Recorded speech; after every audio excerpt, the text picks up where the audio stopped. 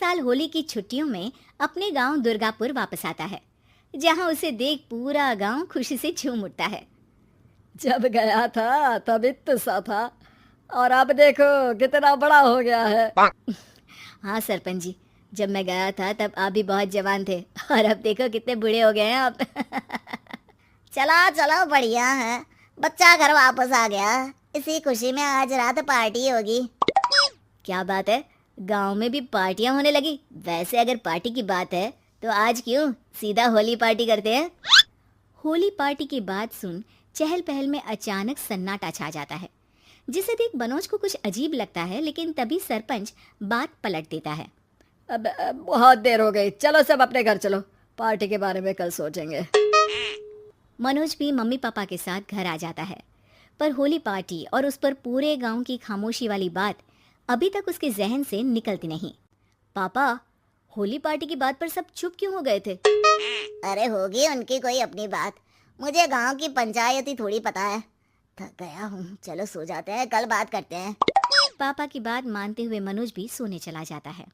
आज तो छुपा लिया, लेकिन हफ्ते बाद जब होली का दिन आएगा तब इसे कैसे रोकोगे? अगली सुबह सूरज के साथ ही मनोज भी गांव घूमने निकल जाता है, जिस पर रास्ते में उसे अपनी ही उम्र के कुछ लड़के भी मिलते हैं, जिनसे दोस्ती कर अब वो उनके साथ घूमने लगता है। इसी तरह कुछ दिन बीत जाते हैं और होली नज़दीक आने लगती है। दोस्तों, होली में 4 दिन ही बचे हैं, पर गांव में उसकी कोई तैयारियां क्यों नहीं दिख रही? क्योंकि यहाँ होली नहीं मनाई जाती। अरे पर ऐसा क्यों? वो राजा भूषण। अरे तुम 4 दिन के लिए आए हो, क्या इतना सोच रहे हो? चलो कुछ खाने चलते हैं। इसी के साथ एक बार फिर होली की बात को टलते हुए देख मनोज को शक होने लगता है। वो घर पहुंचते ही इंटरनेट पर अपने गांव और राजा भूषण के बारे में जानकारी निकालने लगता है। क्या? मुझे आज तक ये नहीं पता था। ऐसा कैसे? किसी ने मुझे कुछ बताया क्यों नहीं? सारी जानकारी लेने के बाद मनोज गांव वालों या अपने मम्मी पापा से कुछ पूछे बिना खुद ही उसकी सच्चाई के बारे में छानबीन करने लगता है, जिसके चलते वो राजा भूषण की हवेली में पहुंचता है। वाह, क्या हवेली है यार। पर क्या यहाँ सच में कोई भूत है? हेलो भूत जी, कोई है क्या? हम इस साल गांव में होली सेलिब्रेट कर रहे हैं, क्या आप उस पर थोड़ा इंटरव्यू देंगे? मनोज के ऐसा बोलते ही गांव में तूफान उठ जाता है और हवेली में रखी सारी चीजें हिलने लगती है। एक अदृश्य शक्ति मनोज को धक्का देकर हवेली से बाहर निकाल दरवाजा बंद कर लेती है। ये सब देख मनोज हैरान रह जाता है। क्या अभी मुझे हवा ने धक्का देकर बाहर निकाल दिया? मेरे होते हुए इस गांव में कभी होली नहीं बन सकती, इसलिए दोबारा ऐसी कोशिश भी मत करना, अंजाम बुरा होगा। आवाज सुन मनोज हैरानी से इधर उधर देखने लगता है, पर उसे कोई दिखाई नहीं देता। वो गांव वापस आ जाता है, जहां तूफान की वजह से सब कुछ तहस महस हो चुका होता है। आखिर ये तूफान आया कैसे? ना ऐसा कोई मौसम था और ना ही हमने होली का त्योहार मनाने की बात की थी। सरपंच की बात पर कोई रिएक्शन दिए बिना मनोज चुपचाप अपने घर चला जाता है।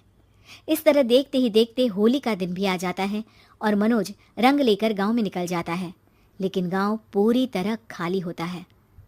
अरे त्योहार का दिन है, धूमधाम की जगह मातम क्यों मनाया हुआ है?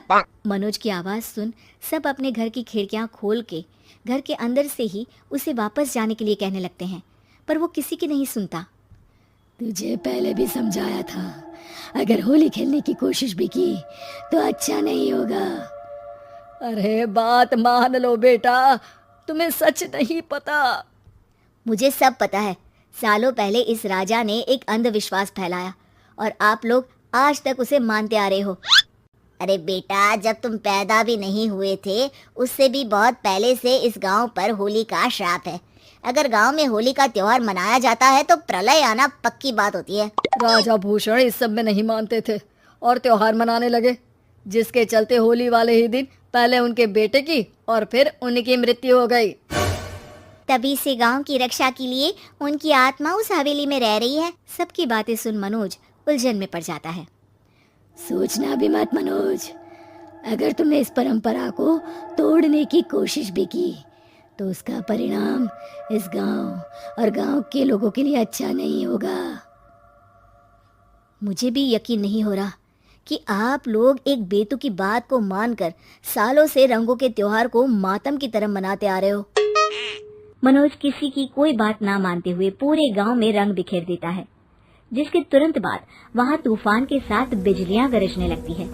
अचानक मौसम में ऐसा बदलाव देख जहां मनोज कंफ्यूजन में आ जाता है, वहीं गांव वाले डर से सहम जाते हैं।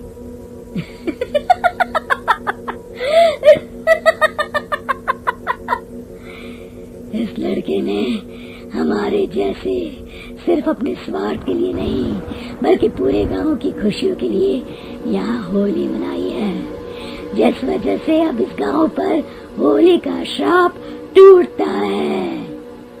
ऐसा बोलकर राजा का भूत वहां से गायब हो जाता है, जिसके बाद गांव के लोग धूमधाम से होली मनाते हैं। खुशियों के रंग गांव में बिखरे ही होते हैं कि अगली सुबह अचानक मनोज कहीं गायब हो जाता है और एक बार फिर गांव में होली का नया राज